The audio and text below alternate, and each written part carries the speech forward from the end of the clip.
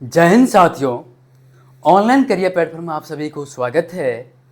जैसे कि हम देख रहे हैं पीछे में कि चर्चा में है, क्या है, तो आपको असम के पिरामिड यूनेस्को ने विश्व धरोहर सूची यानी कि सूची में शामिल कर लिया गया है। इसके बारे में हम एक इम्पोर्टेंट व्याख्या करेंगे। ये बहुत ही इम्पोर्टेंट है हमारे परीक्षा के दृष्टिकोण से। ठीक है, आगे बढ़ते हैं। ये कहता है कि असम की चराइदेव मोइंदम शैली यूनेस्को की विश्व धरोहर सूची में शामिल हुई है।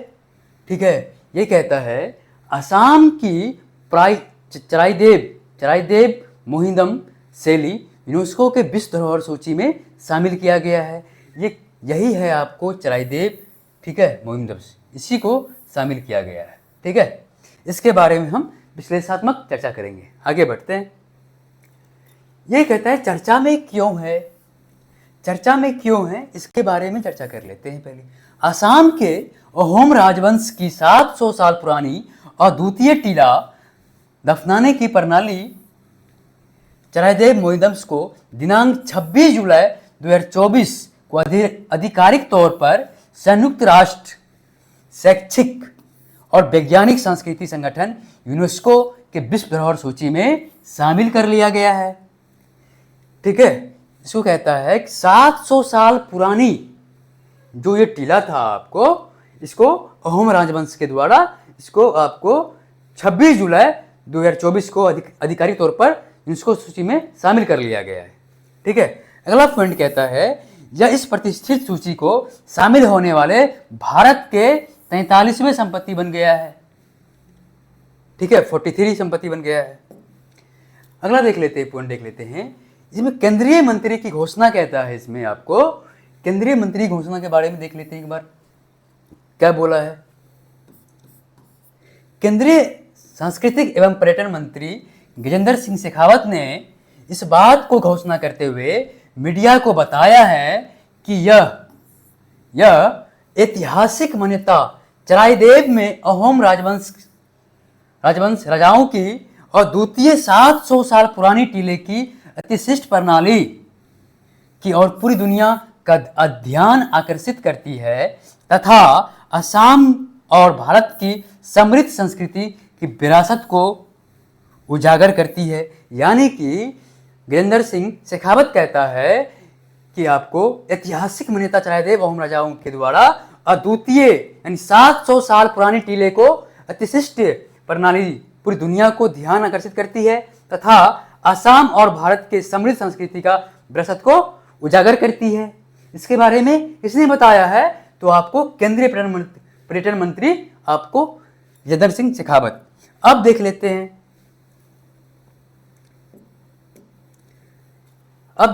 आपको। ठीक है, आगे बढ़ते हैं इसका प्रमुख बिंदु के बारे में। प्रमुख बिंदु, ये पहला पॉइंट कहता है आपको चराइदेव मोइंदम असम स्थित ताई अहोम साम्राज्य का कब्रगाह का स्तूप है। ये 18वीं शताब्दी तक असम के ताई अहोम समुदाय की राजवंश की परंपरा थी। ठीक है, अगला पॉइंट कहता है चराइदेव मोइंदम का टीला दफन सिस्टम का प्रथम वर्ष 2014 में क्या किया गया, द वर्ल्ड ऑफ पिरामिड की स्थल की सूची में शामिल किया गया। कब किया गया, तो आपसे पूछेगा प्रश्न कि पिरामिड की स्थल सूची में कब शामिल किया गया, तो 2014 ईस्वी में। ठीक है, अगला पॉइंट कहता है आपको मोइंदम विश्व की खनिज सूची में शामिल होने वाला पहला सांस्कृतिक स्थल यानी कि सांस्कृतिक विरासत श्रेणी से और उत्तर पूर्व की तीसरा समग्र स्थल है। यानी कि आपको मोइंदम विश्व खनिज सूची में शामिल होने वाला पहला सांस्कृतिक स्थल है और दूसरा कहता है उत्तर पूर्व में तीसरी समग्र स्थल है। यानी कि उत्तर पूर्व में जो है ये आपको ये तीसरा है। ठीक है, और 2 काजीरंगा और मानव सहित प्राकृतिक विरासत श्रेणी को अंतर्गत अंकित है। आगे बढ़ते हैं, यही है आपको यूनेस्को वर्ल्ड हेरिटेज, इसके बारे में हम चर्चा करते हैं आज। ठीक है, आगे बढ़ते हैं। ये कहता है मोइंदम ताई अहोम साम्राज्य के टीला का दफन प्रणाली। ठीक है, इसका पहला पॉइंट कहता है मोइंदम ताई अहोम साम्राज्य की कब्रगाह है क्या है, साम्राज्यों का ये कब्रगाह था, ठीक है। और इस समुदाय के लिए एक पवित्र स्थान भी था। और इस साम्राज्य के मकबरे मोमदाम को असम के विपरीत पिरामिड के रूप में भी जाना जाता है और इसे प्राचीन मिस्र पिरामिडों की सादृश्य माना जाता है, ठीक है। आगे बढ़िएगा, अगला पॉइंट देख लेते हैं। अगला पॉइंट कहता है चराइदेव राजाओं के करीब 31 रानियों, कितनी रानियों, 31, ठीक है, और 160 मोमदाम है, ठीक है। अब तक खोजे गए, कितना खोजा गया अब तक, तो 386, याद रखिएगा ये नंबर 386। ये 386 मोमदम में से चराइदेव का 90 शाही मोमदम इस परंपरा के सर्वोच्च संरक्षित प्रतिनिधित्व का स्वप्रमुख उदाहरण है, ठीक है। ये नेक्स्ट पॉइंट कहता है आपको चराइदेव मोमदाम्स में से साम्राज्य का दल का नरसोहर रेजिमेंट अवशेष थे, ठीक है, जिन उनके साज सामान साथ दफन किया गया था, यानी कि आपको साज सामान के साथ दफन किया गया था। रॉयल मोमदाम विशेष रूप से चराइदेव के में पाए जाते हैं, यानी कि जो रॉयल मोमदाम थे विशेष रूप से चराइदेव में पाए जाते थे। अगर जबकि मोमदाम्स असम के जोरघाट डिब्रूगढ़ गुड़िया में पाए जाते हैं, ठीक है। अगला पॉइंट देखते हैं। ये 18वीं शताब्दी के बाद इस साम्राज्य के शासक का दाह संस्कार हिंदू पद्धति को अपना लिया, यानी कि 18वीं शताब्दी के बाद ये हिंदू दाह संस्कार को अपना लिया। कब अपनाया, तो 18वीं शताब्दी में, ये ध्यान रखिएगा आप लोग, ठीक है। अगला इसके बाद कहता है दाह संस्कार के अवशेष राख और आविष्कार से शुरू किया गया, ठीक है। ये अगला पॉइंट कहता है आपको शाही ताही अहोमों को दाह संस्कार उनके शीशों के बहुत शानदार और भयावता सुंदर मनाया गया है, यानी भयावता, ठीक है। हालांकि 20वीं सदी में शुरुआत ईसा मसीह की खोज के कारण चराइदेव मोमदाम को बर्बरता को नष्ट कर दिया गया, यानी कि ये कहता है 20वीं शताब्दी में कि ईसा मसीह की खोज के कारण चराइदेव मोमदाम को बर्बरता से नष्ट कर दिया गया था। आगे देख लेते हैं। ये कहता है ग्राफिलिया अरूरा लिखना का खेल का लोग, ठीक है। ये पहला पॉइंट देख लेते हैं। इन लोगों का समूह में अहोम राजाओं द्वारा विशिष्ट कार्य करने के लिए नियुक्त किया गया है और प्रत्येक खेल समुदाय और समूह के 5000 लोगों के होते थे। नेक्स्ट पॉइंट कहता है आपको एक प्राथमिक रूप से केवल ग्राफिलिया लिकुर खान खेल जो लोगों को राजा और रोमनियों सम्मान का विमोचन करने का सामान दिया गया था, ठीक है। ये नेक्स्ट नंबर पॉइंट कहता है ताबूत, जिसे हम रूंगडांग कहते हैं। क्या कहते हैं हम, रूंगडांग। ताबूत जिसे रूंगडांग से नाम से जाना जाता है, संबंध में भी खेल के लोगों के लिए विशिष्ट भूमिका निभाती है। अगला पॉइंट देख लेते हैं। ताबूत को अरिनियम, ठीक है, और बेस्कोफिया जवानिका नामक एक विशिष्ट प्रकार के लकड़ी से बनाया जाता था। यह कहता है ताबूत को अरिनियम बेस्कोफिया जवानिका नामक एक विशिष्ट प्रकार के लकड़ी से बनाया जाता था। आगे देख लेते हैं। चराइदेव मोमदम के बारे में एक विशेष परिदृश्य से हम देख लेते हैं क्या है एक दृष्टिकोण में। ये पहला पॉइंट कहता है चराइदेव मोमदम मैदाम असम के ताई अहोम समुदाय के उत्तर मध्यकालीन 13वीं और 19वीं शताब्दी के टीला दफन परंपरा की प्रतिनिधित्व करता है। नेक्स्ट पॉइंट कहता है आपको यह अहोम राजवंश का सदस्य नरसोहर अपशब्द के प्रतिष्ठित करता है जिसे उनकी सामग्री के साथ दफनाया जाता था, ठीक है। और यह 18वीं शताब्दी में अहोम राजशासकों द्वारा ये हिंदू पद्धति अपनाया और चराइदेव मोमदम के दाह संस्कार के हड्डियों को राख बनाया और दफनाने का शुरू कर दिया, ठीक है। आगे बढ़ते हैं। अब हम अहोम साम्राज्य का परिचय के बारे में थोड़ा सा चर्चा कर लेते हैं। अहोम साम्राज्य का परिचय, पहला पॉइंट कहता है वर्ष 1228 ईस्वी असम के ब्रह्मपुत्र घाटी में स्थापित अहोम साम्राज्य का 600 वर्ष तक अपनी संप्रभुता का बरकरार रखी, यानी कि ये जो साम्राज्य है आपको, इस साम्राज्य 1228 ईस्वी में ये क्या हुआ, स्थापित हुआ। ठीक है, अहोम साम्राज्य 600 वर्षों तक अपनी संप्रभुता को बरकरार रखा है। ठीक है, यानी राज किया है। छोलुंग सुक्फा 13वीं शताब्दी में अहोम साम्राज्य के संस्थापक थे। आपको ये जो था आपको छोलुंग सुक्फा, आपको ये 13वीं शताब्दी में अहोम साम्राज्य के ये संस्थापक थे। ठीक है, नेक्स्ट पॉइंट कहता है अहोम ने 6 शताब्दियों तक असम पर शासन किया और अहोम शासक का इस भूमि पर नियंत्रण 1826 में याडाम्बू की संधि यानी ट्रेटी ऑफ यांडू, ठीक है, तक होने तक था। आगे बढ़ देते हैं। यह कहता है राजनीतिक व्यवस्था, इसका हम अहोम साम्राज्य का राजनीतिक व्यवस्था भी देख लेते हैं। ठीक है, अहोमों ने भुइयां जमींदार की पुरानी राजनीतिक व्यवस्था को समाप्त कर दिया, एक नया राज बनाया। क्या हुआ, ये कह रहा है अहोम भुइयां ने जमींदारी पुरानी राजनीतिक व्यवस्था को समाप्त कर दिया, एक नया राज को गठन किया। ठीक है, अगला पॉइंट कहता है अहोम राज बंधुआ मजदूर यानी फोर्सेड लेबर, इसको बोलते हैं हम अहोम राज बंधुआ मजदूर पर निर्भर था, लेकिन राज के लिए इस प्रकार के मजदूरी करने के लिए वाले पाइक कहा जाता था। यानी कि आपको इस प्रकार की जो मजदूरी करते थे उसको क्या कहते थे, पाइक। ध्यान दीजिएगा। आगे कहते हैं समाज यानी अहोम समाज का समाज में क्या था। खैर, ये पहला पॉइंट कहता है आपको अहोम साम्राज्य को कुल खेल क्लैन खेल के विभाजित किया गया था, यानी कि विभाजन किया गया था, और एक कुल खेल का सामान्यता कई गांवों पर नियंत्रण होता था, यानी कई गांवों पर नियंत्रण हुआ करता था। अगला पॉइंट कहता है आपको अहोम साम्राज्य के लोग अपने स्वयं के आदिवासी देवताओं की पूजा करते थे, फिर भी उन्होंने हिंदू धर्म और असमिया यानी असम में कौन से भाषा बोलते हैं, तो असमिया भाषा को स्वीकार कर लिया गया इसके द्वारा, तो अहोम साम्राज्य के द्वारा। ठीक है, नेक्स्ट पॉइंट कहते हैं हालांकि अहोम साम्राज्य ने हिंदू धर्म को अपनाने के बाद भी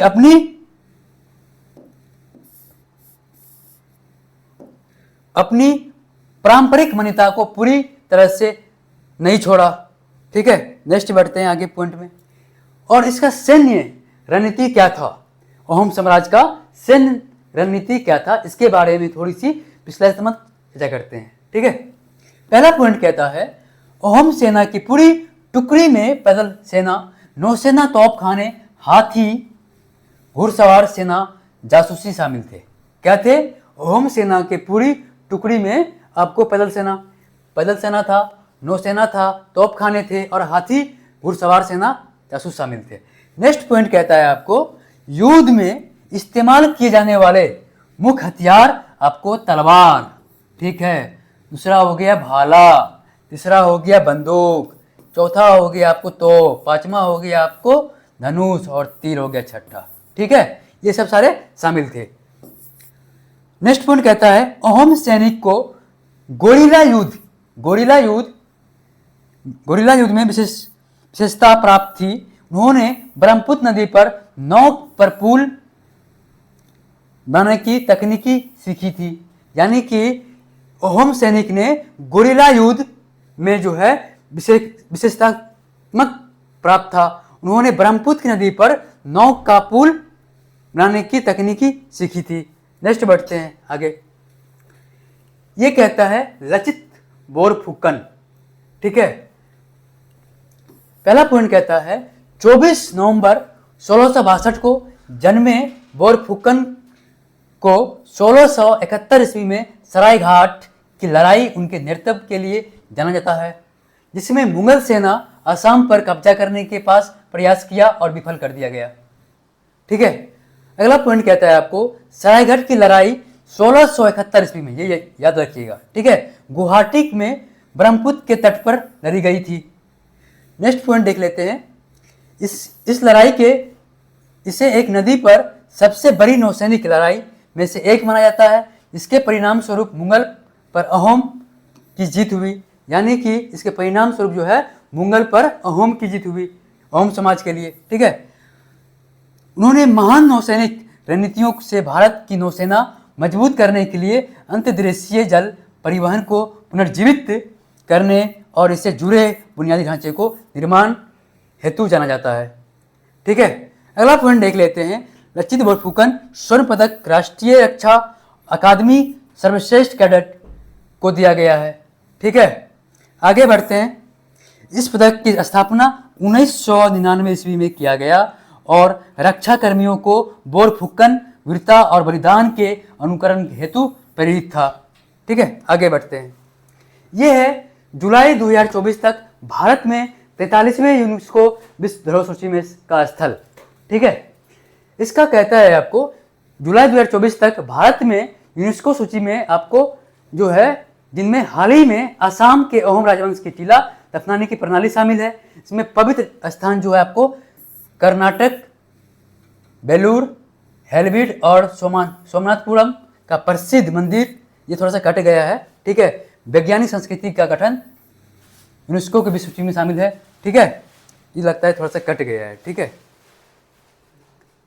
आगे देखते हैं। भारत में यूनेस्को विश्व सूची में शामिल किया गया आपको यूनेस्को के विश्व धरोहर सम्मेलन में। इसकी स्थापना 1972 ईस्वी में हुई है। ठीक है, कब हुआ? तो 1972 ईस्वी में। 1972 ईस्वी में इसको स्थापना हुआ। दुनिया भर में यूनेस्को के विश्व धरोहर सूची में शामिल किया गया। तो कब किया गया? महत्वपूर्ण सांस्कृतिक प्राकृतिक स्थलों की मान्यता देता है और उनकी रक्षा करता है। भारत में हाल ही में यूनेस्को के विश्व धरोहर सूची में 2 और स्थल शामिल किया, जिसमें भारत के स्थल को कुल संख्या 42 हो गई। इसमें से भारत दुनिया का 6ठा ऐसा देश बन गया जिसके पास सबसे ज़्यादा यूनेस्को विश्व धरोहर में 43 भारतीय और 35 सांस्कृतिक और 7 प्राकृतिक, एक मिश्रित। ठीक है,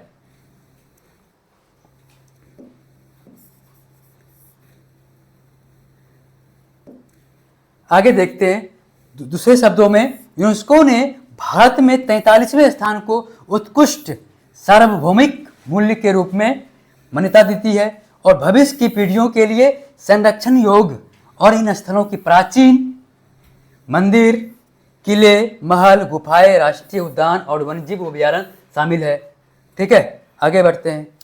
ये है आपको अब तक जो भारत की ऐतिहासिक पृष्ठभूमि या ऐतिहासिक धरोहर को जो अपने विश्व यूनेस्को धरोहर सूची में शामिल किया गया है, ये सभी सूची है। जो अजंता गुफाएं कब किया गया? तो 1983 में एलोरा, 1983 में आगरा किला, 1983 में ताजमहल, 1983 में, सभी इसी प्रकार के लिस्ट दिए गए हैं। ठीक है, आपको हम PDF दे देंगे। ठीक है, आगे बढ़ते हैं। और यूनेस्को विश्व धरोहर सूची का स्थल क्या है, इसके बारे में थोड़ा सा जान लेते हैं। ये क्या चीज़ है? ठीक है, यूनेस्को विश्व धरोहर स्थल वो स्थान होता है जिसमें संयुक्त राष्ट्र शैक्षणिक, वैज्ञानिक और सांस्कृतिक संगठन यूनेस्को को द्वारा मान्यता प्राप्त है। इसका उदाहरण है 1972 में यूनेस्को द्वारा स्वीकार किए गए विश्व सांस्कृतिक और प्राकृतिक विरासत को संरक्षण यानी कि संबंध के कन्वेक्शन के द्वारा दिया जाता है, यानी कि ये आपको संरक्षण देता है। ठीक है, देखभाल के लिए। ठीक है, आगे बढ़ते हैं। ये कहता है यूनेस्को विश्व धरोहर सूची के असल में मापदंड क्या है, इसके मापदंड के बारे में जान लेते हैं। पहला मापदंड है आपको मानव रचनात्मक प्रतिभा। दूसरा आपको हो गया आपको मूल्यों का आदान प्रदान, सांस्कृतिक परंपरा का प्रमाण। उसके बाद मानव इतिहास के में महत्व, पारंपरिक मानव बस्ती। उसके बाद हो गया आपको सार्वभौमिक महत्वपूर्ण घटनाओं की से जुड़ी विरासत और प्राकृतिक घटना की सुंदरता और पृथ्वी की इतिहास में प्रमुख चरण और महत्वपूर्ण परिस्थितियों पर वैज्ञानिक प्रक्रिया। ये सभी इनका मापदंड है। किसका? तो यूनेस्को विश्व धरोहर सूची के लिए। चलिए आज की क्लास यहीं तक, मिलते हैं नेक्स्ट वीडियो में।